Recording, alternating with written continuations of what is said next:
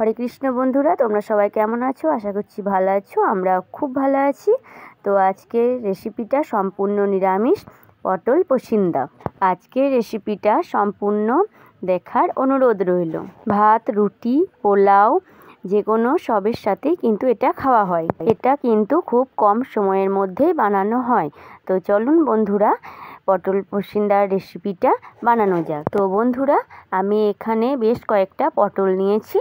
তো চলুন পটলগুলো ধুয়ে তারপর ওর ওপরে যে শক্ত আস্তরণটা আছে ওটাকে ছুলে ফেলবো। তো চলুন আপনারা দেখতে থাকুন। তো বন্ধুরা, আমি পটলগুলোর দুদিক দেখুন এরকমভাবে ফাটিয়ে নিয়েছি, কারণ এর যে বিচনগুলো আছে ওইগুলো চামচের সাহায্যে বিচনগুলো বের করে ফেলবো। আপনারা চাইলে বিচন না বের করতেও পারেন, তবে বিচন বের করে নেওয়াটা ভালো।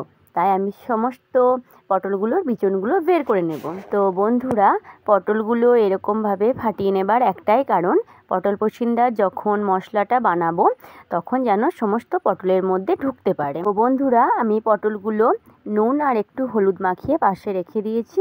এরপর কড়াইয়ের মধ্যে দিয়ে দিলাম সর্ষের তেল।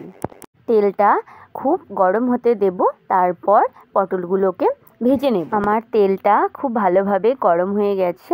আমি এরপর সব পটলগুলোকে ফেলে দেব আর হালকা আঁচে লাল লাল করে ভেজে নেব। তো আমার লাল লাল করে ভাজা প্রায় কমপ্লিট হয়ে গেছে। তো চলো একটা পাত্রের মধ্যে পটলগুলো তুলে রেখে দিই। তারপর আমি পটলের পসিন্দার যে মশলাটা ওটা আমি বানাবো। আমি একটা ছোট্ট পাত্র নিয়েছি, এর মধ্যে আমি পটল পসিন্দার মশলাটা রেডি করে নেব। তো চলো, আমি প্রথমে নেব 1 চামচা জিরে গুঁড়ো, আর নিয়েছি 1 চামচা সবজি মশলা, কারণ এটা তো নিরামিষ রান্না হচ্ছে, তাই সবজি মশলাটা দিলে খুব সুন্দর সেন্টটা ওঠে।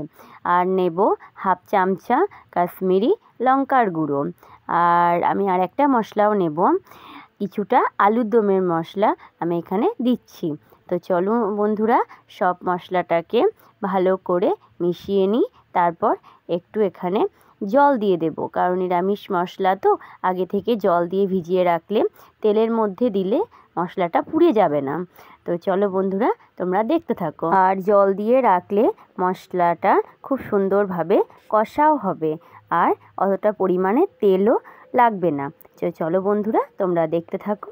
আর বন্ধুরা, আমি পটলগুলোকে ভেজে একটা প্লেটের মধ্যে রেখে দিয়েছি, আর কড়াইয়ে অনেকটা পরিমাণে তেল আছে। আমি একটু তেল এটা তুলে রাখবো, কারণ এতটা পরিমাণে তেল আমার লাগবে না। তো চলো তেলটা আর তুলে রাখি।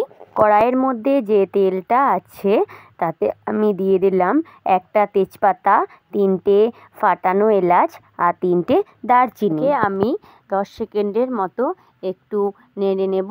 তারপর আমি যে মশলাটা বানিয়ে রেখেছি আগে থেকে জল দিয়ে, সেই মশলাটা আমি এখানে দিয়ে দেব। তো চলো তোমরা দেখতে থাকো। মশলাটা দিয়ে দেবার পর বাটিতে যতটা পরিমাণে মশলা লেগেছিল সেই বাটিটা আমি জল দিয়ে ধুয়ে সেই মশলাটাকেও দিয়ে দিলাম।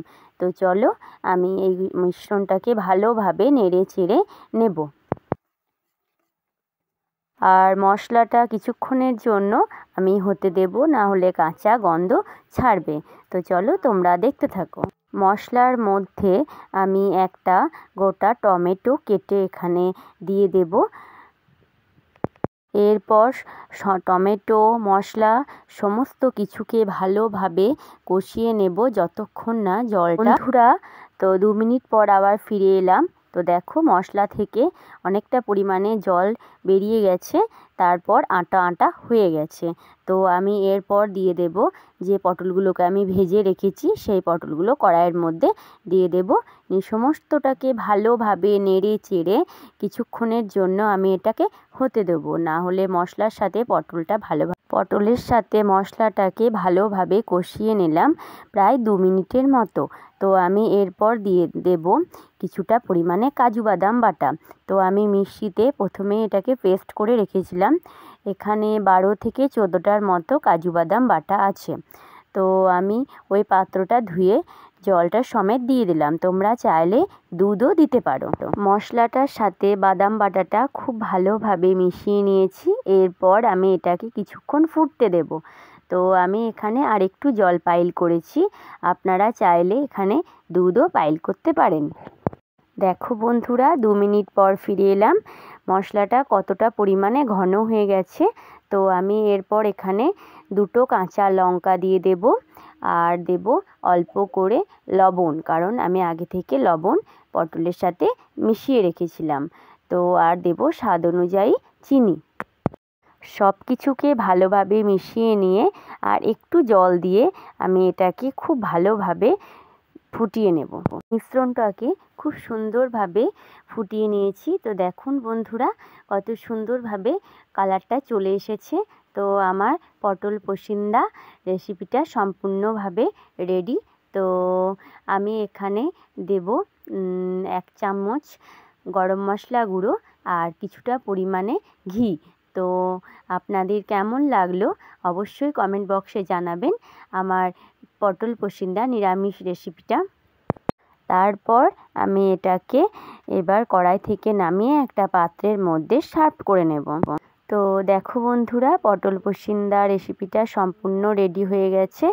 আমি এরপর এটাকে ভগবানকে নিবেদন করব। আমি সম্পূর্ণ নিরামিষ বানিয়েছি, আপনারা চাইলে আমিষ ব্যবহার করতে পারেন।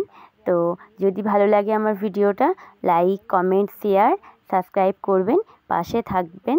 সবাইকে হরে কৃষ্ণ। আবার দেখা হবে নতুন ভিডিওতে।